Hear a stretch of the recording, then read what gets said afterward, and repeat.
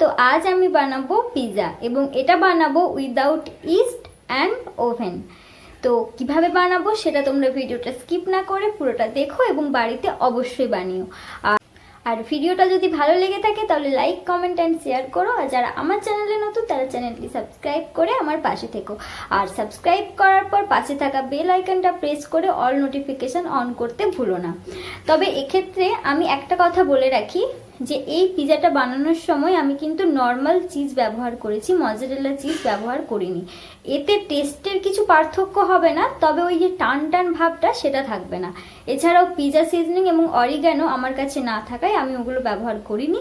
তোমরা চাইলে দিতেও পারো, আবার নাও দিতে পারো।